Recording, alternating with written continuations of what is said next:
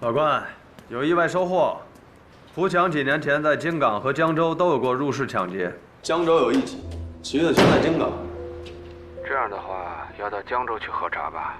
是啊，这事儿还挺麻烦，这都过了好几年了，而且江州那边吧，还没人报案。我今儿就得派人过去，怎么的也得赶到这个季度审结之前，给哥们儿涨点破案率。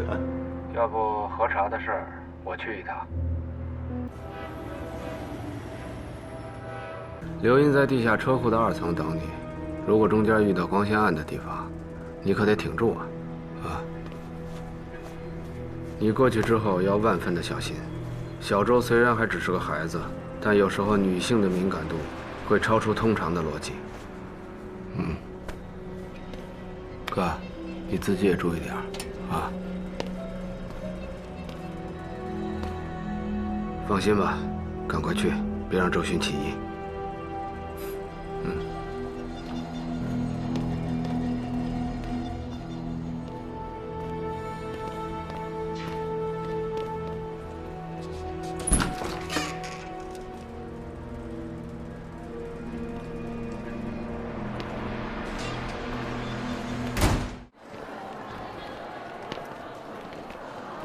哎，法官，久等了。怎么样？肚子没事吧？这2楼的洗手间啊，根本下不去脚。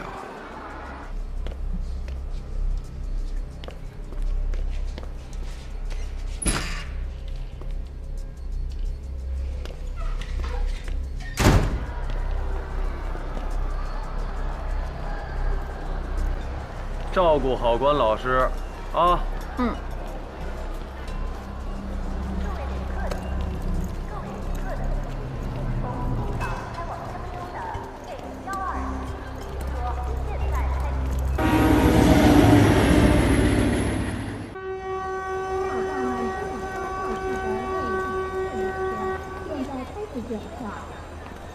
谢谢啊。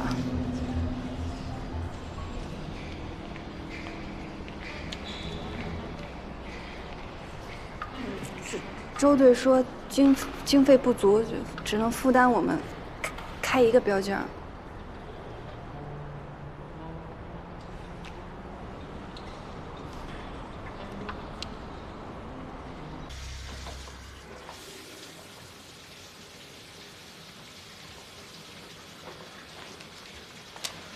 关老师，您看过案卷了吗？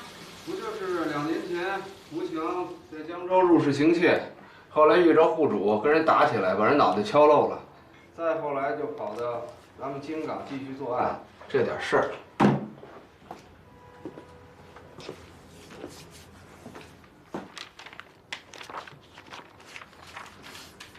你要不赶紧也洗洗，咱们动作快点。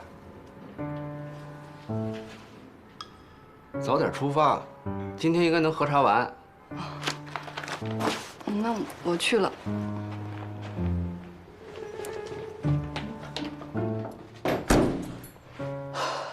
孙队，我们这次冒昧来访，就是为了核查这个案子。1周前，我们支队破获了一起绑架案，并抓获了犯罪嫌疑人胡强。胡强，湖北黄陂人。据他供述，除了在我市的长风区和海港区2起入室盗窃案之外，他还在2年前我们这儿的东花园小区15号楼201实施过入室抢劫。但在犯案过程中，由于在屋内的屋主休息，然后就被惊醒了，于是2个人发生了肢体冲突。于是胡强就拿起屋内的酒瓶猛击了屋主的头部后，然后就逃脱了。我们来这儿就是为了核查这件事的。2年前，东花园小区，这部分笔录在第46页。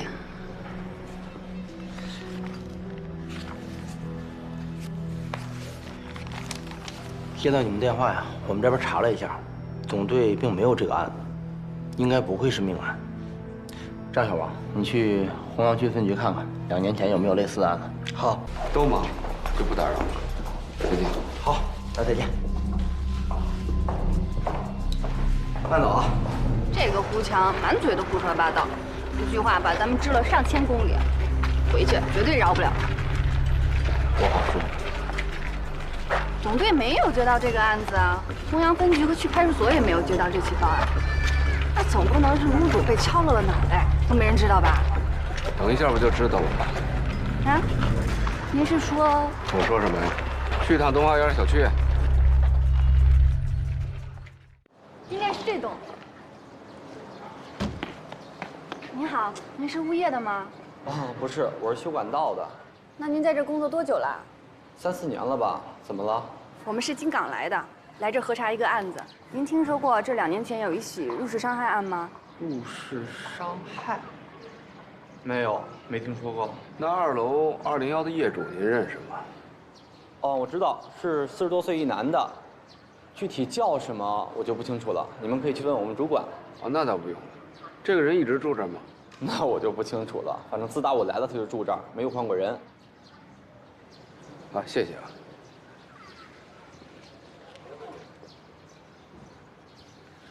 嘿嘿嘿，别白吃了好不好？见着帅哥就亮证件啊！咱们干嘛来了？查案呢？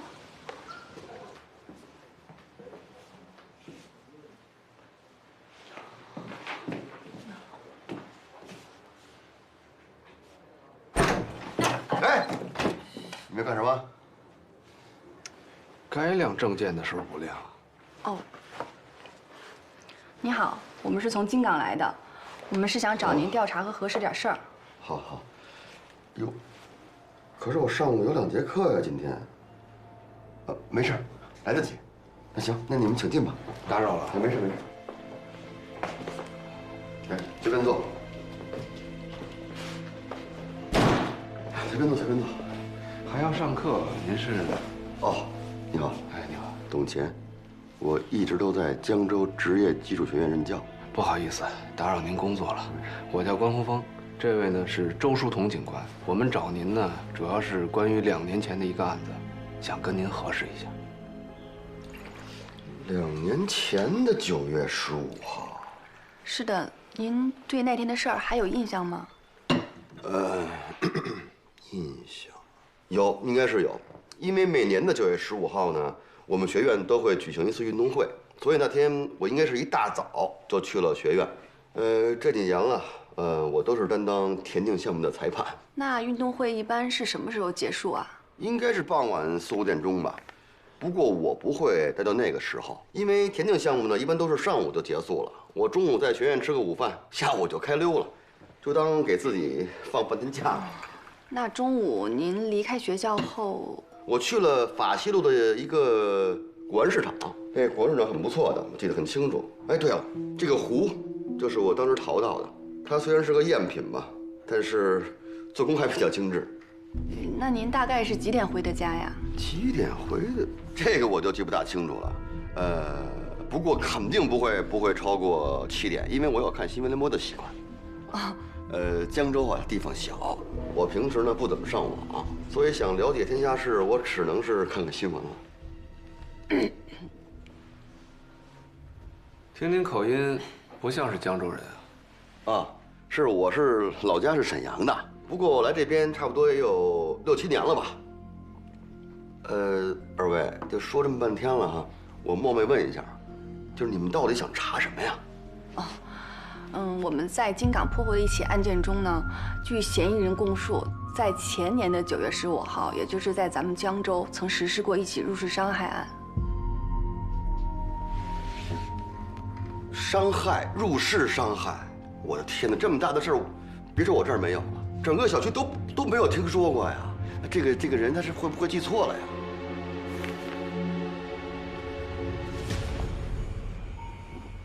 关老师，您看，董先生，您这方面挺有品位啊。啊，让您见笑了啊！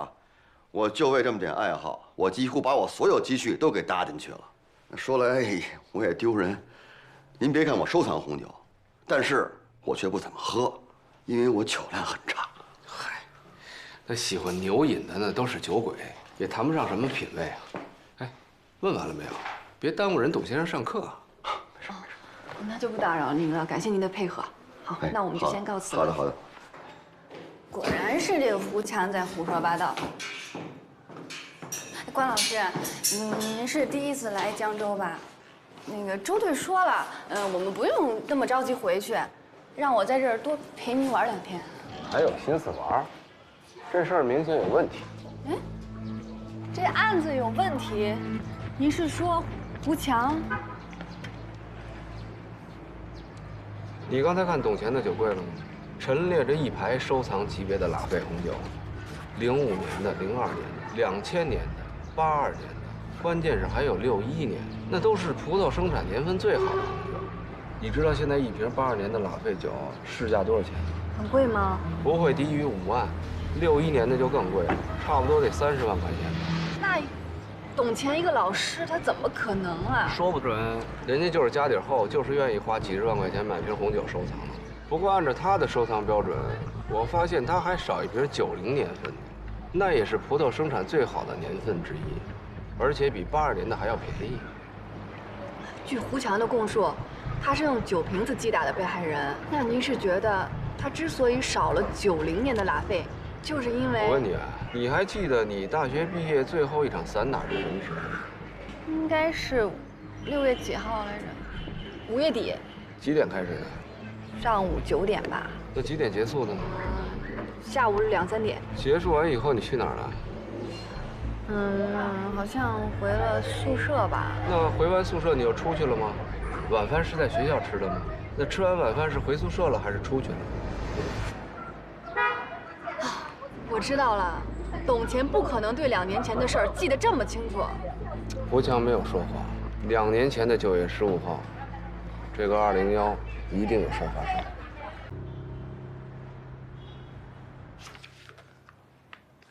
这个董钱实际上是沈阳铁西区的人，他在友岸化工厂工作了近10年，6年前才迁居到江州的。他为什么离开沈阳？这我就不知道了。不过在他离职的前1年，他的化工厂发生了化学品泄漏事故，死了2名工人。事后，除了死者家属，还有当值的工人都得到了相应的赔偿，包括董钱。事故报告上显示，他当时是车间主任。能让他来这个地方安居，那看来这笔赔偿的数额不小啊。他还能收藏名贵红酒呢。当初我舍友就跟我说，这儿的房子不贵，6年前应该更便宜，没准儿从酒架上拿一瓶红酒就能换一套房子呢。他结过婚吗？结过，但是离开沈阳的那1年就离了，没有孩子，父母也都还健在。前年迁到了湖南新区。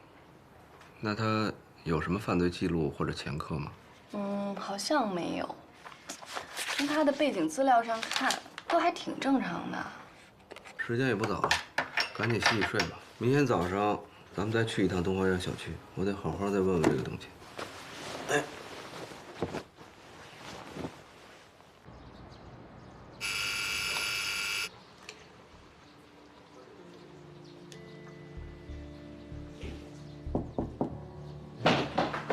关老师，物业监控显示，董钱傍晚5点就出去了，之后再也没有回来。给他打电话了吗？打了好多遍，他的手机一直显示是关机。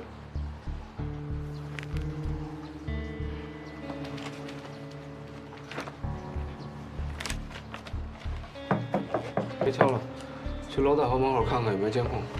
哦，好。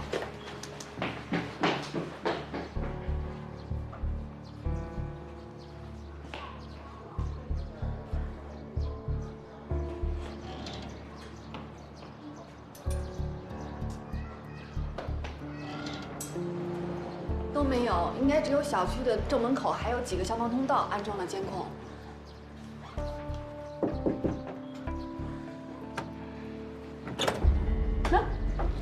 哟，这家人也太马虎了，门都不带锁的。咱们进去看看吧。哎，把门关上。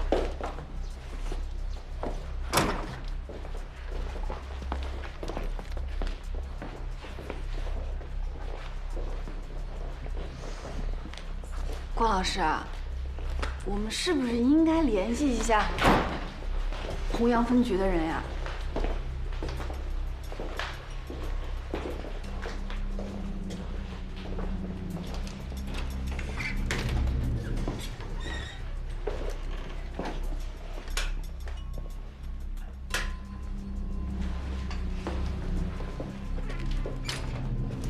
关老师，屋里好像什么都没有少，衣服还有鞋帽都还在呢，洗漱间里的洗漱用品还有剃须刀也都还在。哎，我觉得他根本都不像是出差或者旅游的样子呀。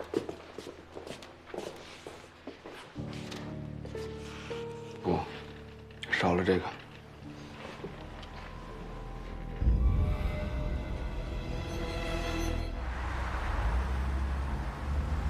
江州市局已经交代弘扬分局全力配合我们的工作。我们调查了所有火车站还有机场的出票记录，没有发现董钱离开江州的迹象。不过通过监控，我们发现昨天晚上6点，董钱的车经过宁通高速的蒋王收费站。我们现在正在朝那个方向搜查。有任何证据显示董钱涉嫌犯罪吗？如果没有的话，把案子交给江州警方不是更好吗？毕竟那是人家地头。这事儿我觉得恐怕没那么简单吧。虽然现在没有任何直接的证据，但是通过我们走访董钱发现的疑点，再加上他事后莫名其妙就失踪了，我觉得这事儿有必要继续调查下去。那你需要我们怎么配合？要不你把那个胡强给押过来吧。什么？我想让他过来指认一下现场，我觉得他没有说谎。行，我知道了，我尽快安排。好。关老师，往南通方向还有很多个出口。目前我们的计划是沿着高速的主干道找下去，同时联络各高速的出口收费站，调取监控。这个出口怎么没有收费站？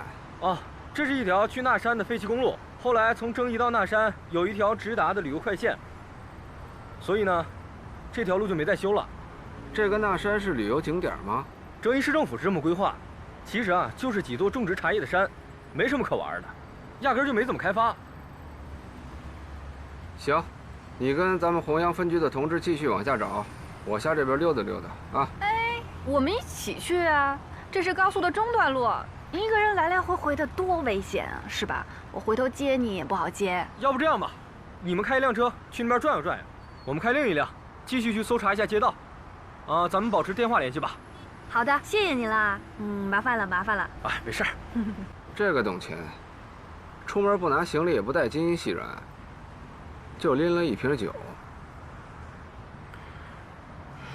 走。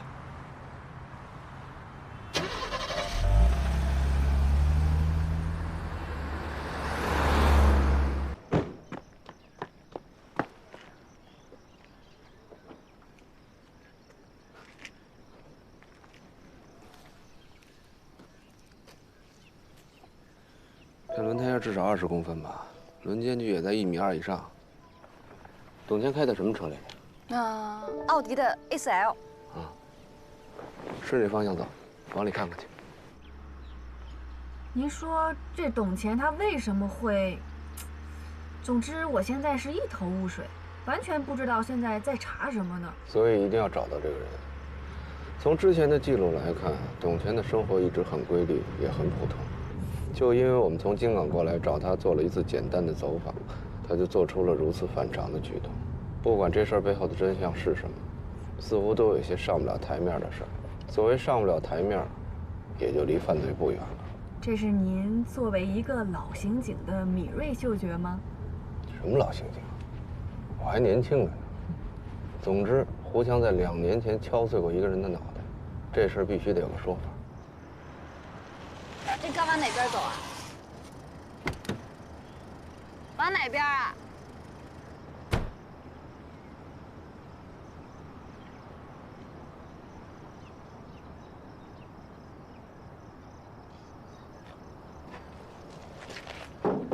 往这边。哇，关老师，这路面上连轮胎的痕迹都看不出来，您居然看什么轮胎印啊？都看见车了。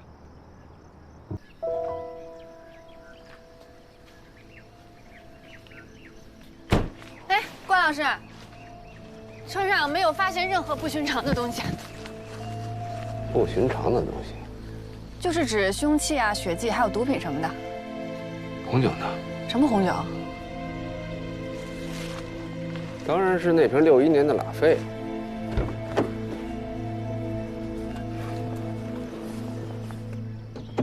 这钥匙插着，怎么仪表盘不亮啊？没油了吗？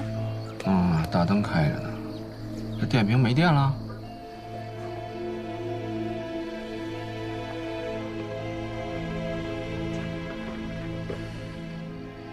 也没人坐过。后备箱检查了吗？查过了，后备箱很空，只有随车配送的一些简易工具包，还有急救包什么的。哦，还有2瓶矿泉水。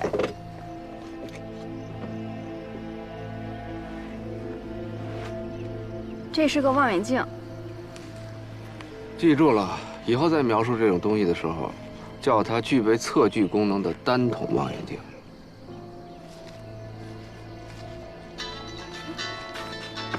哎，马队长，对，就在设置路障旁边的山路右拐就到了。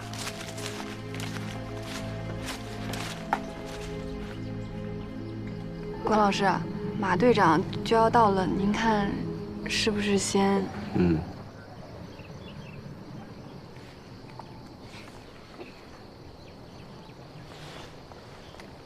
别碰焦距啊！现在焦距固定在800米左右。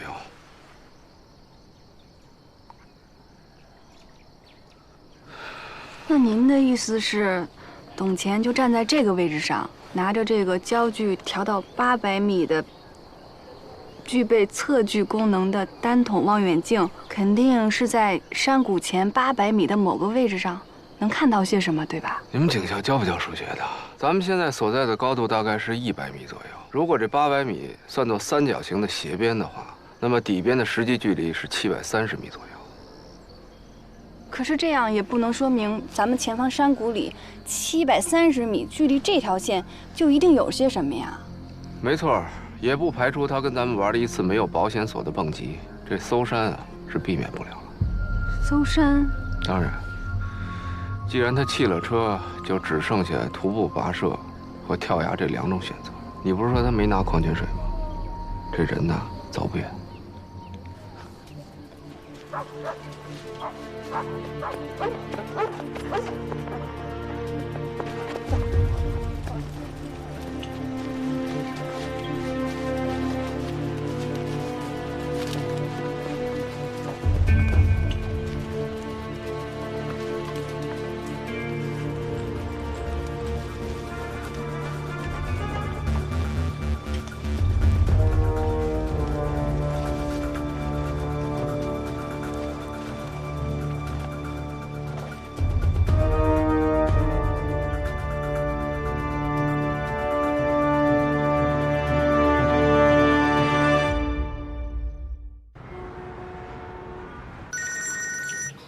哎，老关，你那边怎么样啊？那姓董的找着没？我说你怎么还在京港啊？我刚把申请交上去，今儿那得有时间批啊，是不是？而且持枪跨界押送犯人呢，公安部是要点头的。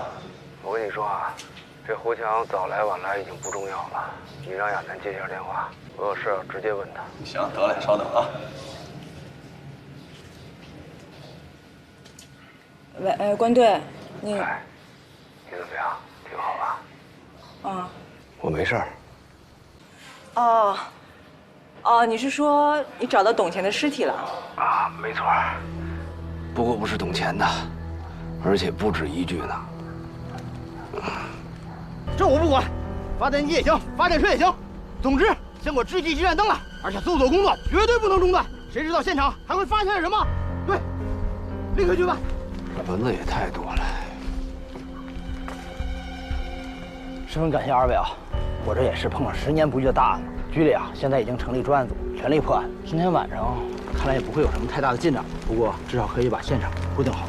2位也辛苦1天了，这样，我先派人送2位回去休息。有什么情况，咱们明天再继续沟通，好不好？可孙队，我们孙队，这地狱管辖的事儿就不说了，我们要找的是董乾，到现在还没找着呢。另外，如果这些尸体里包含我们京港的那个案犯所供述的受害人的话，也希望咱们市局能够跟我们共享一下这个案件的进展啊。不好意思，二位，接一电话。喂，喂，明白的，我在山里听不清。喂，什么？这么还认不过来？关老师，这里不就是处于董乾用的那个具备测距功能的单头望远镜定的焦距上的距离吗？你说会不会是董乾杀的他们呀？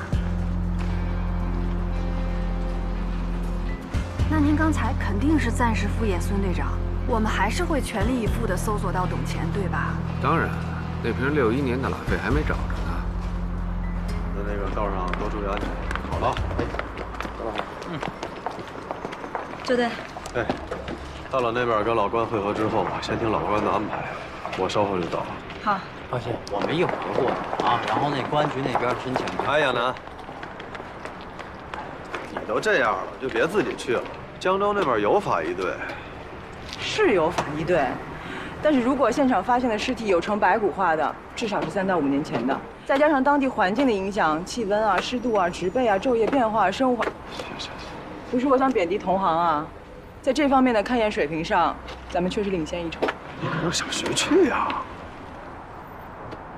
那好啊，小徐。啊。周队说那边的事儿全交给你了，你去吧。真的呀？啊？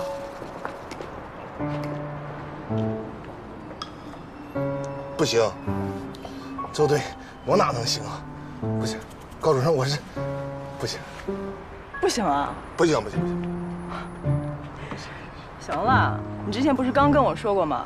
大家都是干刑侦的，干活吧。行吧啊，自己小心吧啊。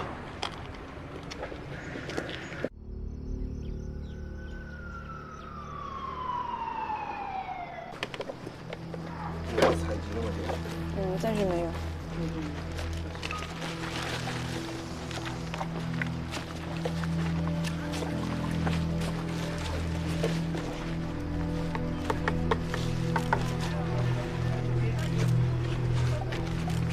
怎么样？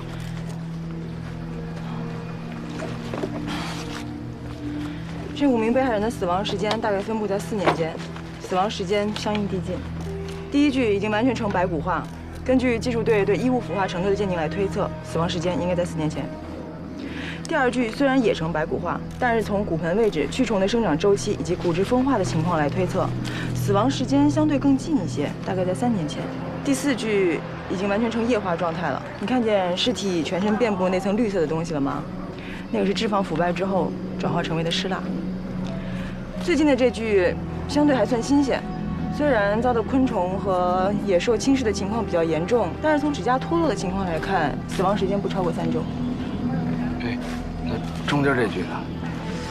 中间这具软组织已经风干了，而且你看，左侧颅骨有处凹陷。凹陷，这是胡强敲死那个？准确的表述要去掉那个“死”字儿。被害人舌骨断裂，更像是被勒死的。难道胡强把他干倒了，另外有人杀了他？4年间5个人，咱们得会同江州警方查一下这些年的人口失踪记录。4年的失踪记录啊，这下可有的查了。所有的死者从骨骼判断全部都是男性，而且是16岁到20岁的青少年，都是小鲜肉。从走访江州职业技术学院的情况来看，董乾的口碑的确是中规中矩。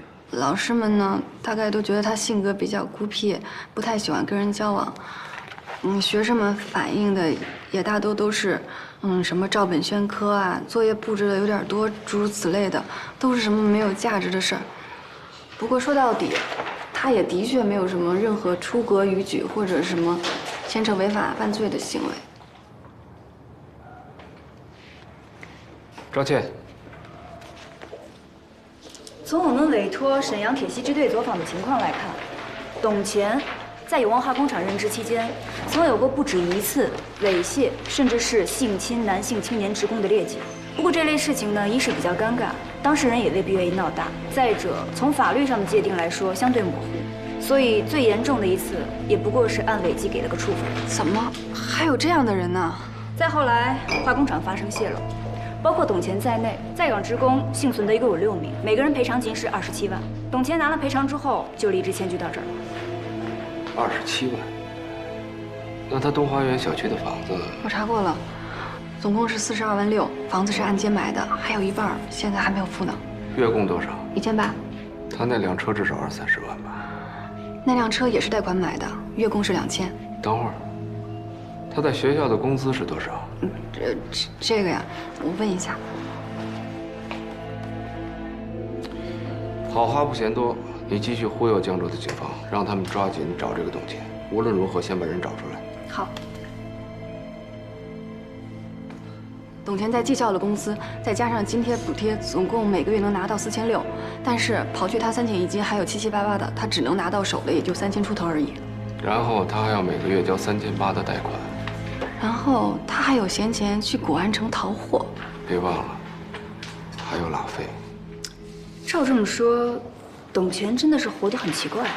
查清楚这个董钱除了工作之外还有别的收入来源没有，然后让沈阳警方配合走访一下他的父母，搞清楚他家庭的经济状况。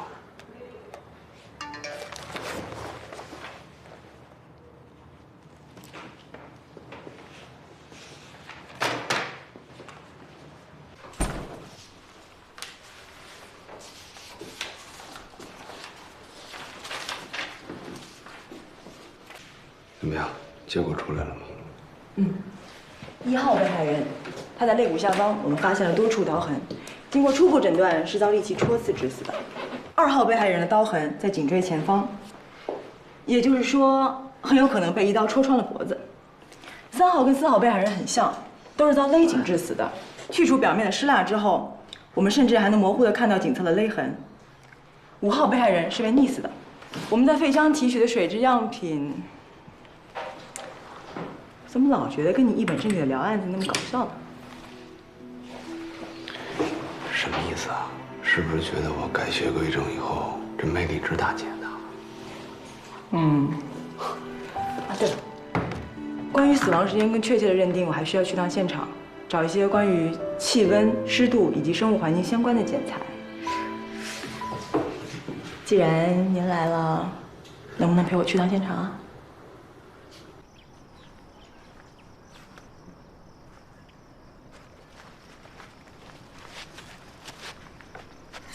从现场情况来看呢，犯罪嫌疑人很可能是董钱，但也不能视为我们就掌握了确凿的证据。但是冷却期和被害方式都不一样的话，那关老师您是怎么确定的呢？是这样啊，我跟你说，这连环杀手不等同于疯子，有时候谋杀行为只是在实施某种犯罪的结果的延伸，也就是说，这凶手在行凶的时候未必就真的想置被害人于死地，但结果被害人死了。 你看那第1具尸体，他是遭利器反复戳刺致死的。哦，那您的意思是，第1名被害人很可能是跟凶手在发生暴力冲突的时候被杀死的。第2具尸体呢，也是遭利器戳刺致死，但手法就利索很多了。颈部一刀毙命，凶手的手法进步太多了。但是利器所造成的开创性伤口会造成大面积的失血。 其实对于他清理现场会很麻烦的，所以凶手就改用勒杀或者其他不见血的方式作案，而最后1名嫌疑人溺死的。这样看来，凶手的作案手法越来越成熟了。关老师，其实我昨天晚上就想告诉您，太阳出来了。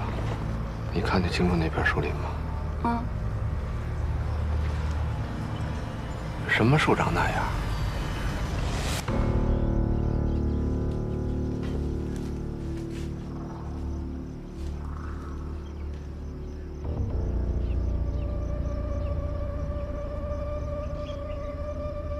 这就是董钱。对。他怎么自杀了？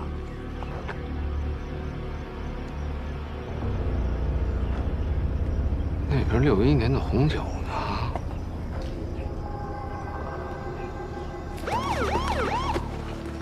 来，快一点，快点！小心头。慢点，慢点，慢点，慢点。来，姐。灯。兄弟。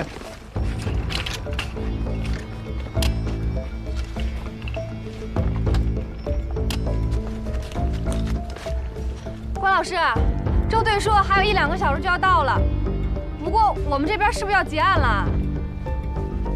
走吧，过去看看。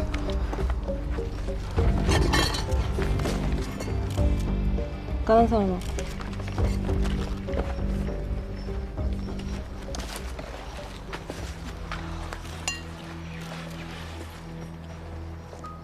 应该是自杀。应该是。不用那么咬字呀。从初步状况来看，没有发现与自杀相悖的证据。他是用拖车绳上吊的，绳索与勒痕相吻合，勒痕周围没有发现2次创伤，也就是说，董乾窒息死亡是一次性勒紧的结果。而且伤口中的纤维看上去和上吊所用的绳索材质差不多啊，不过这部分还需要技术队进一步去确认。最关键的是，在他脖颈勒痕伤口处前后左右的多处淤伤和外表皮擦伤的情形判断，完全符合上吊死亡的特征。手骨断裂，颈椎脱臼，下颌骨单侧脱臼。啊，另外，四肢肌肉扭曲的状况完全符合上吊后身体悬空挣扎的情形。他什么时候死的？应该是48小时之内。现在尸僵已经消失了，他全身上下都非常柔软，啊，和肝温显示的死亡时间也差不多。照你这么说，他确定是自杀了。啊，你这么一说，好吧，可能我刚刚的描述有点不太准确啊。我基本可以断定董乾是上吊死亡。至于有没有人拿枪指着他，垒好石头，系上绳索，然后再套在脖子上，一脚踢开这些支撑物，就不是我能告诉你的。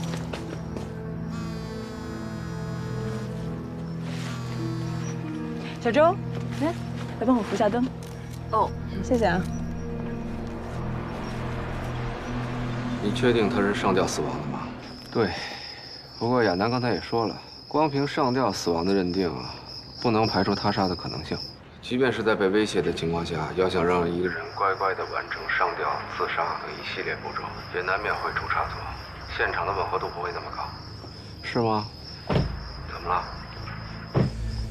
说不上来，反正就是觉得有点怪怪的。你可以说来听听。有时候直觉，并不是没有任何现象或证据做依托的。你也许还没有掌握对于线索的整理和归类，但结论并不一定是错的。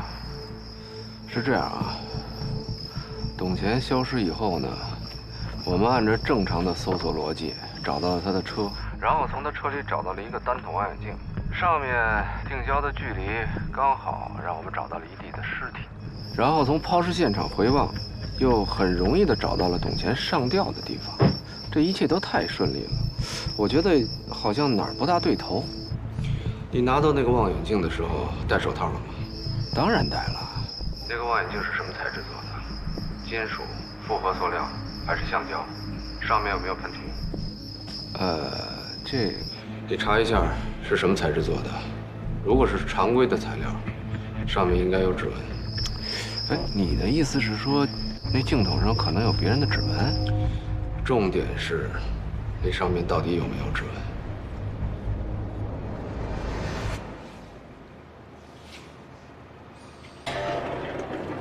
郭队，人押过来了，下来。房子放进203，走。你顺着排水管从阳台窗户那爬进来，就没发现卧室里有没有人？我们一般进到别人家之后，都是先去门口把门给反锁了，防止房东突然回来嘛。然后呢？我锁好门，往回走，我就看见一个小伙子从卧室那个方向就走出来了。他出来的时候穿的什么鞋啊？啊？我问你，他出来的时候穿的是拖鞋、皮鞋还是旅游鞋？他穿的拖鞋。我们俩打斗的时候，他因为穿拖鞋滑倒了，所以我有印象。接着说。然后我就从这儿这个酒架上拿了一个酒瓶子，使劲对着他的头打了几下。当时出了很多血，我有点吓懵了，我什么都没拿，打开门我就跑了。那瓶子碎了吗？碎了，碎了。在哪儿碎的？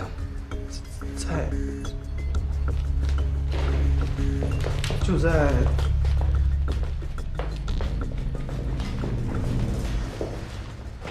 大概就这儿。他当时怎么躺的呀？头朝哪儿，脚朝哪儿？躺下给我看看。他当时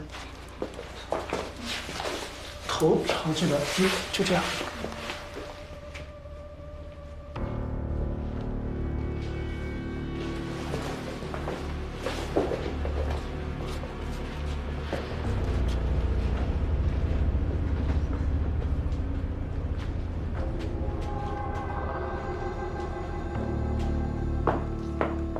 怎么着，老哥？觉得地板被换过？我看这地板缝隙之间颜色差不太多，应该没被调换过吧？王啊，把技术队叫来，把地板全给我撬了。得嘞。朱队，这是我们总队的李队长，新来的朱队。李队长你好。你好，你好，请坐吧。哎，好。我们沿着江州职业技术学院的方向跟进调查，发现最近遇害的4号、5号被害人啊，都是该校辍学的学生。2位受害人生前都或多或少受到家庭的影响，导致耽误学业，平日里结交了许多的社会上的闲散人员。从东花园小区保存的监控视频里啊，我们已经查到了最后一名被害人和董乾共同进入东花园小区的记录，时间上啊和法医给的死亡时间基本上吻合。此外，我们也在对近些年这个范围特征内的失踪人口报案进一步筛查，相信很快就能锁定所有受害人的身份信息。周队，您这边啊，正好。资料，我们在胡强指认的地板下面发现了血迹和红酒残留。他在2年前的9月15号入室行窃，并且伤害了一名男青年的犯罪事实已经被证实了。再联系咱们两边的法医对3号受害人的检验的情况来看呢，3号受害人和这个男青年很可能是同一个人，但是3号受害者是死于舌骨断裂，说白了吧，也就是被勒死的，并非胡强所为，应该另有其人，或者很可能是董乾干的。跳。目前案件勾勒出来的大概情况是，董乾作为曾经在沈阳多次猥亵乃至是性侵多名男性青年的潜在犯罪分子，移至到江州以后，不止一次的诱骗辍学、无业，甚至是有类似境遇的青少年到自己家中实施性侵害。我们有理由相信，更多的受害人没有遭到杀害，只是没有报案。哦，另外那个，我们关队认为这个案子还有一些特殊的疑点。关队。哦，目前还有2个地方，我觉得有点蹊跷。第一就是在董乾的车里发现的那个长筒望远镜。这个望远镜的材质是碳化的复合橡胶做的，随便谁一摸就能沾上指纹。但是这个上面非常干净，没有任何的指纹。当然也不排除董乾在每一次用完之后把它擦拭干净，但是这事儿有点古怪。其次就是我和周警官在第1次走访董乾的时候，发现他的酒架上放了好几瓶的拉菲，其中年份最早、最贵的那支红酒，和董乾一起失踪了。验尸报告表明，董乾的胃里、食道还有嘴里面都没有红酒的遗留。这么贵的一瓶红酒，将近30万，就这么没了，这事儿有点说不过去。关队，您提的这2处疑点有什么建议性的推测或者是侦查方向吗？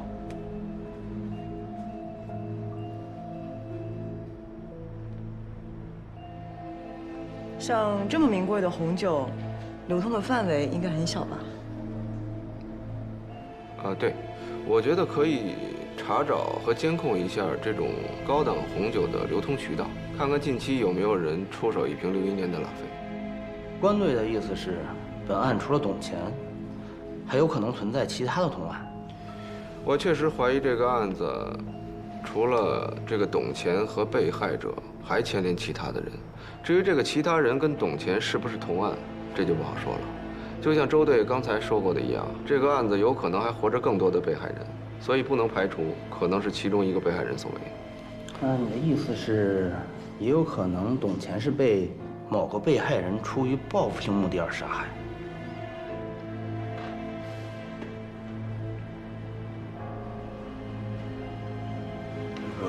这儿，董乾上吊的现场勘查的情况有什么进展吗？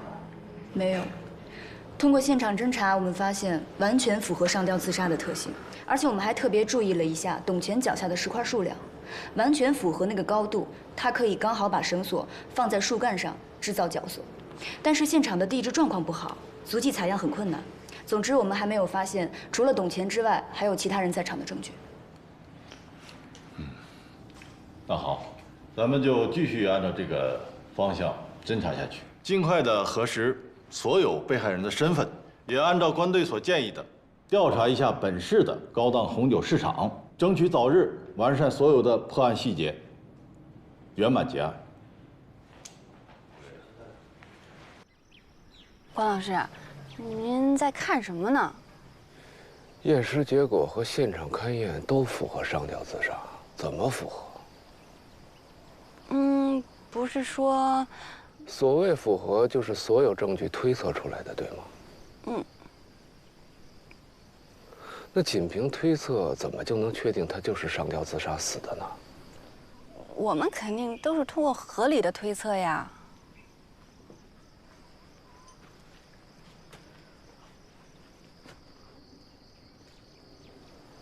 车上有拖车绳吗？有。去拿来。哦。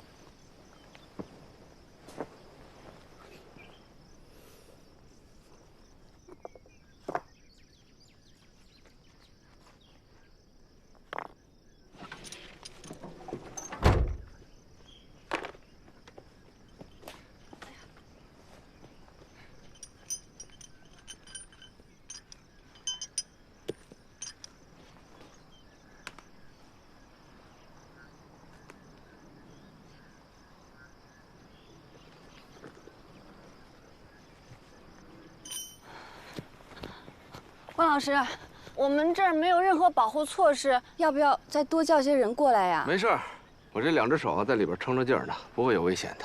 一旦不行了，我就赶紧挣出来，放心吧。那您要是挣不出来该怎么办啊？上策呢，就是你赶紧过来，抱着我的腿往上举，明白吗？中策就是你可以先打电话求救，再过来抱着我的腿。当然，这样我活的几率也不大了。那下策呢？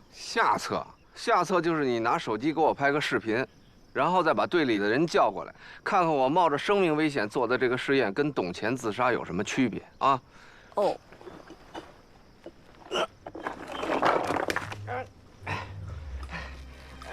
喂，哎，你怎么直接选择下策了？啊？哦。哎，对，别拽我腿，实验还没开始呢。啊，哎，好，警长啊，现在实验正式开始。那个，高亚楠怎么说来着？啊，因为窒息而挣扎。哦。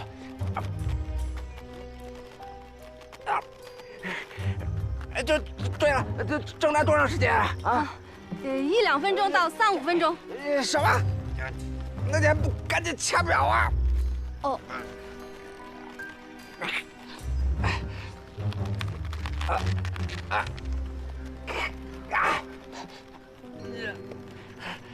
多长时间了？关老师，时间差不多了，我放你下来吧。你别往下拽我呀！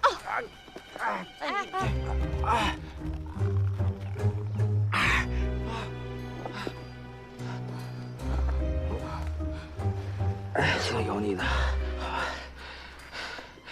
你想弄死我？啊？哎，您看这石头散落的位置和现场还是一致的啊。你等着他，你等我缓过来，看我怎么收拾你。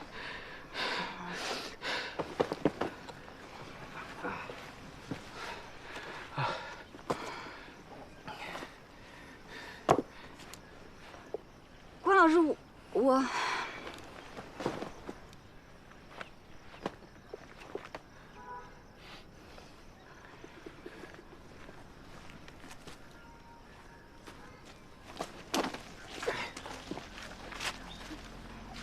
关老师，您这又要干什么呀？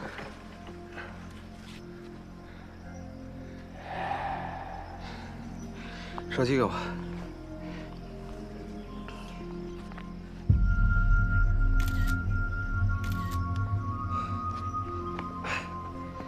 来，自己看看吧。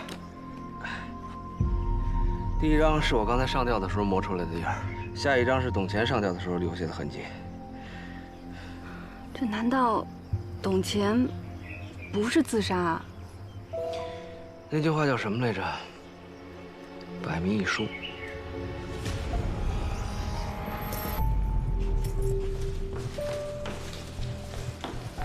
关老师，快点！哎呀，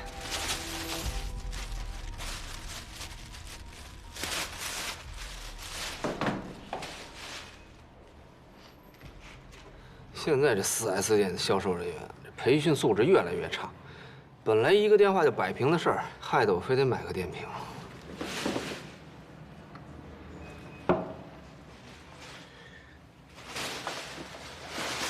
哎，周巡管不管报销啊？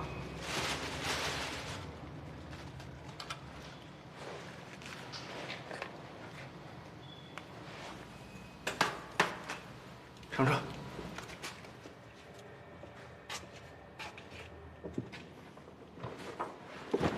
叫你买的东西呢？哦，都在这儿呢。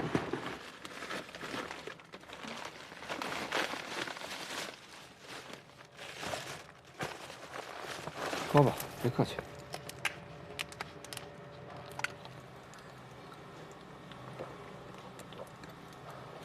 啊 ，CD 呢？在这儿。哎，没有精选集啊？这是最新的了。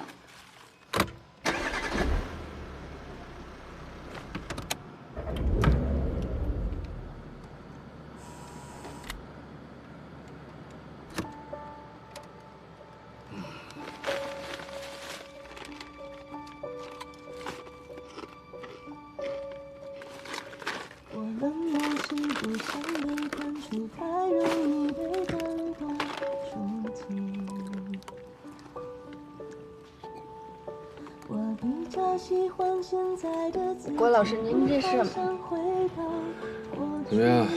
这2天给我住一个房间没休息好吧？肯定累了，好好放松放松，休息一下。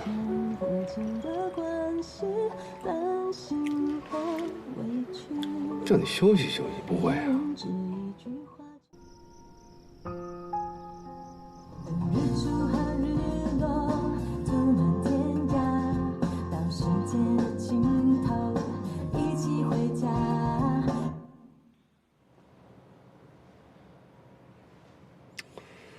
就是它了。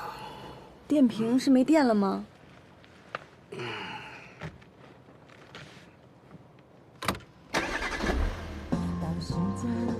哎，这怎么？断电保护。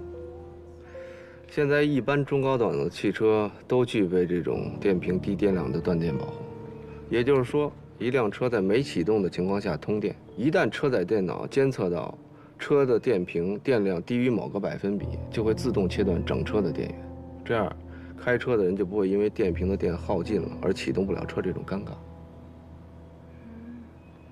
那我们找到这个车的时候，电瓶是完全没有电的。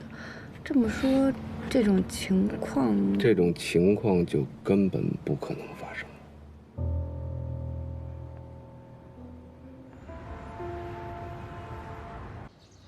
你们确定还有一个人？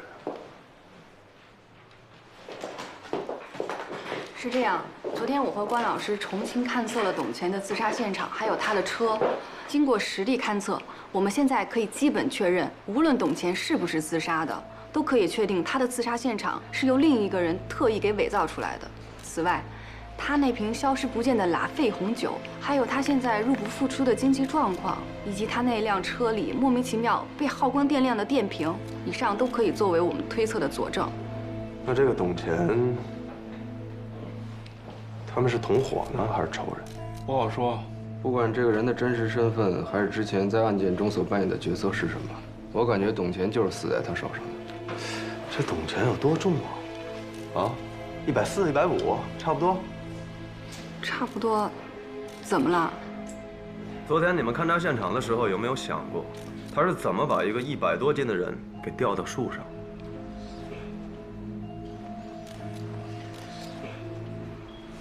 哎，是不是他拿了根绳子，把他自己系了起来，然后就拴上去了？把自己拴上去那么简单啊？有句话叫死沉死沉的，听见过吗？别说100多斤了，你找个跟你差不多重的，你拴树上试试。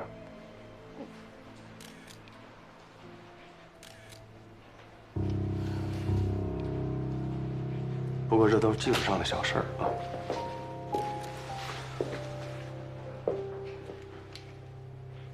既然你们都这么确定还有一个凶手，那就不妨朝着这条线查下去。周队，啊，您来一下吧。我先过去。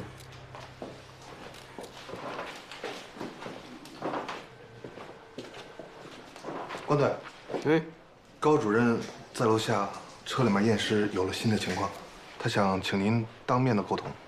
走。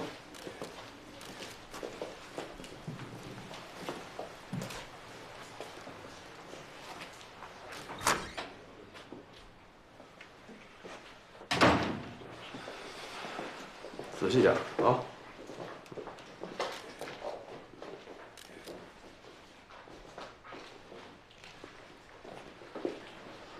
哎，老关呢？刚被高法医叫走了，说是验尸有了新的进展。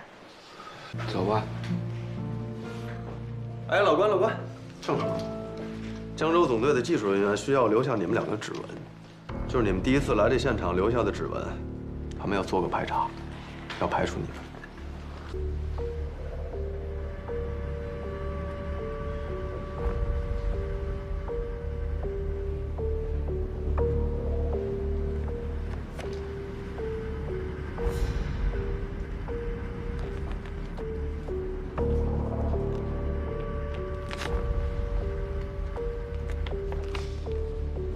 齐活。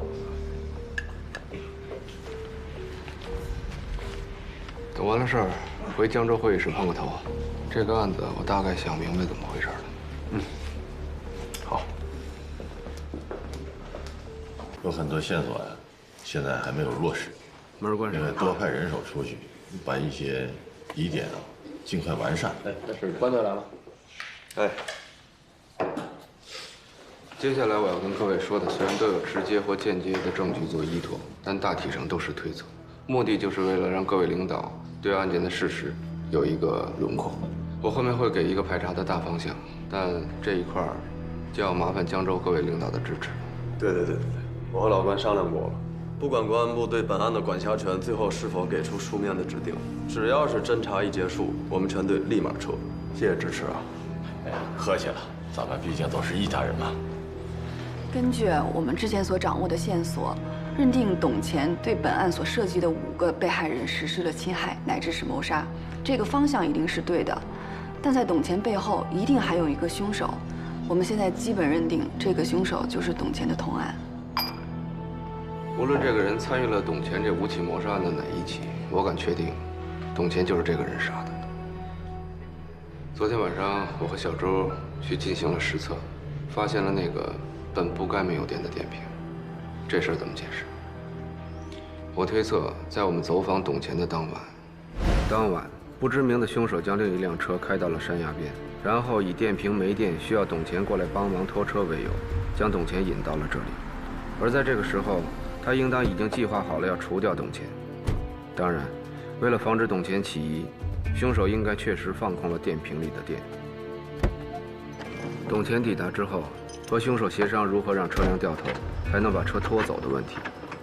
而为什么董钱被发现时是用拖车绳上吊，而且死亡特征符合上吊死亡的情形？那是因为他确实是被拖车绳勒死的。我不知道这与凶手事先策划的是否吻合，因为实施谋杀的时机往往稍纵即逝，机会出现了，而凶手也没有错过。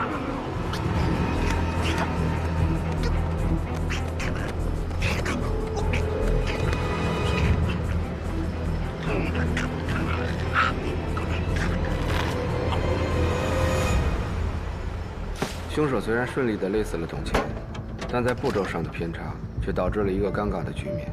他一个人是拖不走自己的车的。不过很快他就发现，鉴于所有轿车的电瓶规格基本都是统一的，所以他可以把董乾车上的电瓶换到自己车上。凶手自以为很巧妙的设置，却恰恰成为了他致命的纰漏。那是因为他没有想到董乾驾驶的那款 A4L 轿车具备低电量断电保护功能，使这个电量耗尽的电瓶成为了本案中一个无法自圆其说的重大疑点。我们在复查中发现，董乾车上那个单筒望远镜上没有留下任何指纹，这个单筒望远镜极有可能是凶手留下的，而他将望远镜侧距定焦的位置，恰恰定在了董乾之前抛尸的位置。他之所以这样做，应该是为了让尸体能够尽早被发现。那他是如何伪装董乾上吊自杀现场的呢？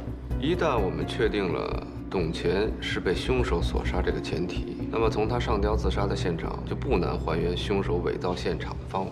而这个自杀现场中，凶手还是百密一疏，留下了线索，绳索在树干上留下的磨损痕迹。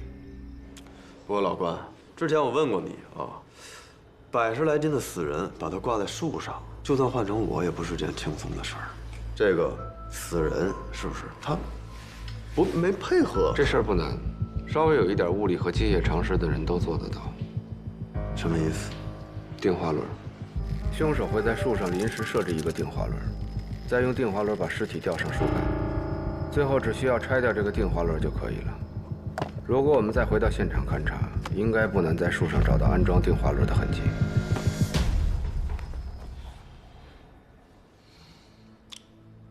关队，您的推测虽然比较大胆，但确实符合逻辑。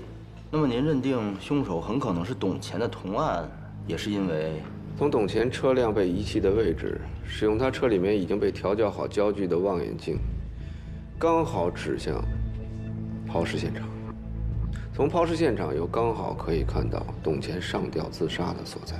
凶手这么做，无非就是想让这起连环凶杀案以董乾畏罪自杀的方式了结。刚才高法医找到我，给了我一些新的尸检报告。值得注意的是，4号被害人是从背后被勒杀的。可是他的颈椎错位却是从左向右。通常我们从背后锁喉应该怎么做？锁喉？通常锁喉，来，通常就是这样，就这样。从你刚才这个动作可以看出，颈椎脱臼应该是从右向左，这样才符合你从背后发力的这个位置。明白。就是说，4号受害人是被个左撇子从后面给勒死了。可董乾不是个左撇子。从尸体的证据看来，这个凶手应该是董乾的同案。那说好的排查方向呢？啊，小郑，你看一下那个传真传完了没有？好。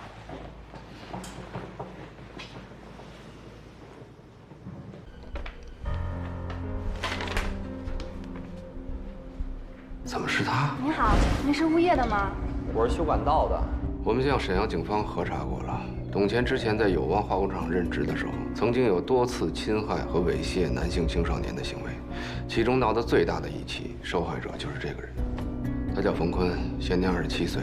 泄露事件发生的时候，他正好当班。我们猜测，董乾一定是抓住了他一些把柄，所以迫使他变成了一个奴仆性质的胁送犯。你怎么确定就是他呢？这个纰漏还是你找到的。那天冯坤开车上山，开的是一辆物业公司的大众汽车。我们后来找到了这辆车，并且从车上找到了董乾车上的电瓶。可是电瓶的规格应该都一样吧？董乾的车刚买了2年，他用的是奥迪原厂的电瓶。你的意思是，他一直在帮助董乾杀人？应该是。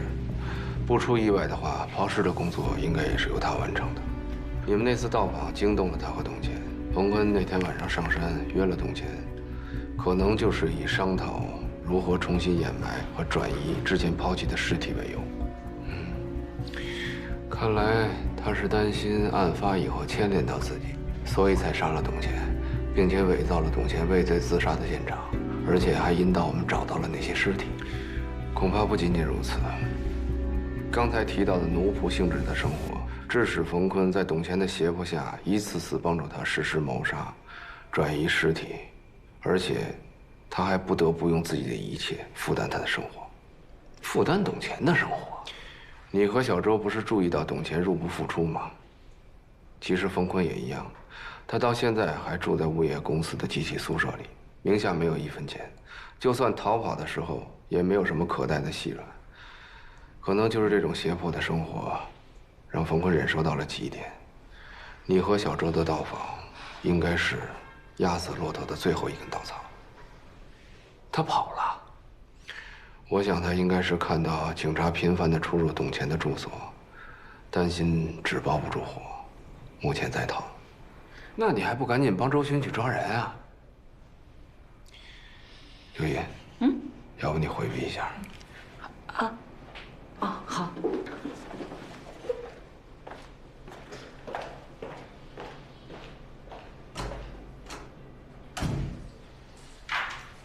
我们现在交接吧。哎，这不还没到晚上呢吗？从查无此案开始，就是因为你的坚持，所以才慢慢揭开了案件的事实。每一个步骤疑点，还有每一条线索，都是在没有我的帮助下，你自己独立跟进的。所以最后的抓捕，你更有资格去完成。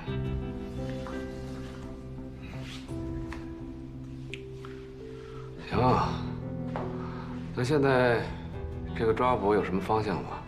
手机备忘录上都有，你照着上面应该能摸个8、9不离10。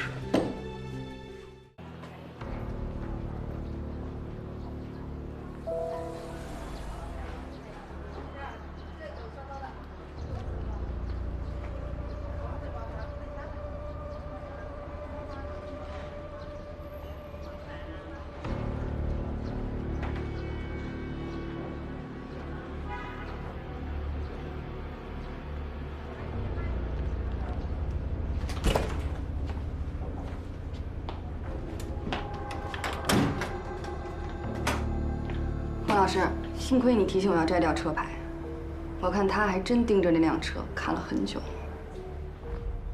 走。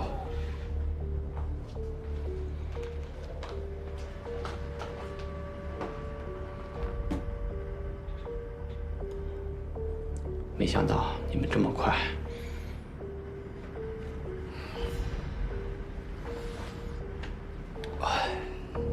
小伙子，现如今火车、飞机，还有稍微正规一点的长途汽车站，都需要实名购票。你的选择并不多呀。你以为你骑个摩托车我们就找不到你了？可是你恰恰疏忽了一点。我们呢对你家里电话做了一个布控，发现你给家里去了个电话，而这个电话是从一个加油站附近的公用电话打过去的，而离这个加油站最近的，不需要身份证就能登记的酒店，就这么一家。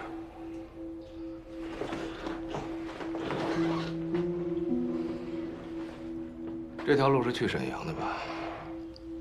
你是沈阳人，出了事就往家跑，这也算是一种本能。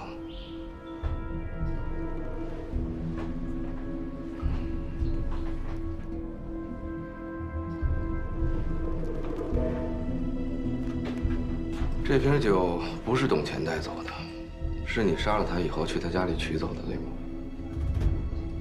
好酒啊，30多万，放6年前也得20多万。我猜这瓶酒是董乾用你在友邦化工厂的赔偿金买的，对吗？那次事故，原料工厂的门，警报响了以后，是我锁死的原料工厂门，可是被他看见了。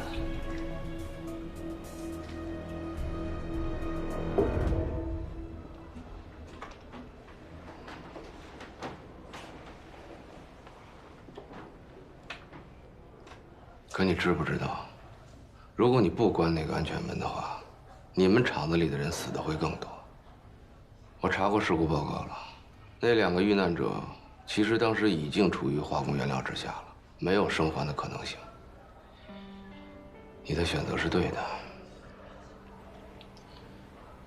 可是，他一直说是我害死了他们，他还让你供养他，让你帮他杀人抛尸，对吗？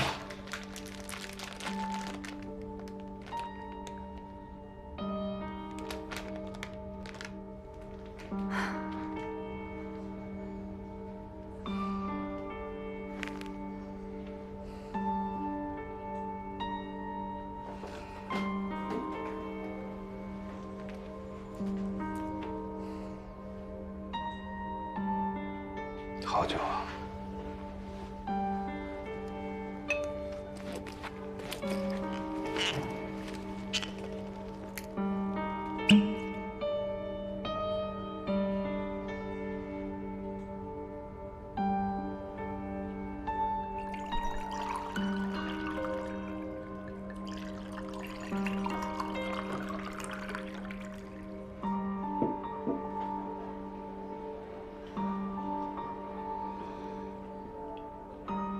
61年，就是不一样啊！可惜没有襄阳的酒局。